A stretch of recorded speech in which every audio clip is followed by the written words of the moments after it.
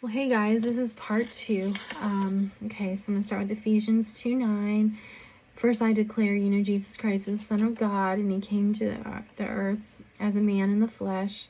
He bled and died on the cross for us, and he rose on the third day. And he's the Son of God, and he was born of a virgin, for all the other naysayers out there. Okay, so it starts with Ephesians 2:9, and ignore the Telegram and the WhatsApp people because they're just trying to scam you. Not of works, lest anyone should boast. See, salvation's a free gift. No one can boast about it. Okay, the little message. Loss of power is coming. My child, there will be lots of outages all over the world, and then soon it will be a worldwide blackout, and EMP will follow. Darkness will fall. Obama will rise. Keep looking. Remember, when the nukes go up, you go up.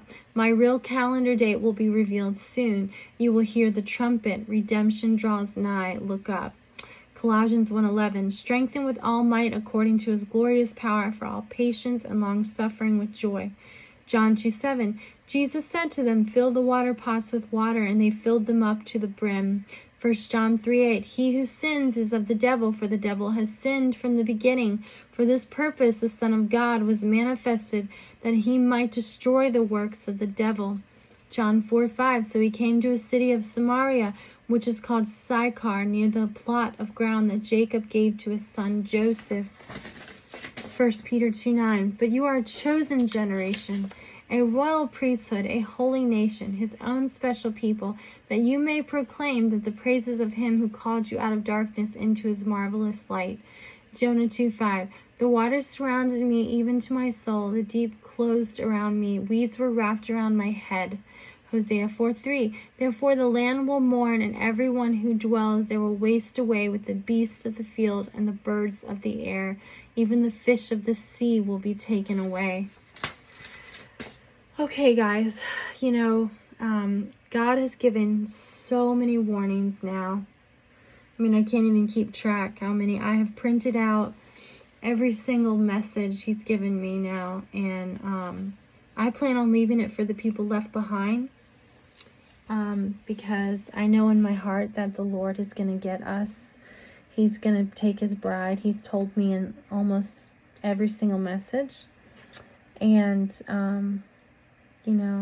I know my relationship with Jesus, and, I live for Jesus. I love him. And he wants that relationship with everybody. He just wants his kids to believe. I mean, man, when I know, spirit-filled Christians out there, I know you guys are feeling this tug in your heart, like he's just trying to pull you in. And, the anxiety tug is not from him, the anxiety and the stress and stuff, that's from the enemy. But that peaceful tug that you feel where he's trying to grab you and pull you in, that's God. And he's trying to wake you up because time is short. And I don't know the time, but I know a lot's coming, and so much is coming true. I mean, even just this week, the farm blew up like he said. He gave me that message, and a few days later it happened. I think it was April 6th. He said the farms, they're going to go and attack the farms, and then huge, I think 18,000 cows got blown up in Texas. And then he told me oil's next. And then he told me March 28th that there was going to be Wisconsin fires. He said, Wisconsin will see fire. They will need water. And apparently they've had a ton of fires lately. He told me the New England church would be, I was just at dinner and I heard New England church on fire, New England church on fire. I told my best friend, I was like, what in the world? I just hear these random things. So I feel like God gives me random things sometimes because his people are praying to him and they're asking for signs, whether or not to listen to me or other prophets or messengers. You always take everything to the Holy Spirit because there's a lot of deception out there. There's a lot of false prophets, and God luckily I listen to the Spirit, and he lets me know who's true and who's false. But, you know, I don't call anyone out because I don't feel that's right. You know, you have to look at the speck in your own eye before you look at the speck in your neighbor's eye. And God doesn't want us to publicly shame someone on a forum. If you have something to say and you think that person's being deceived, then you ask them in a message, you know, with gentle and love and correction, not, you know, privately, not scoffing people.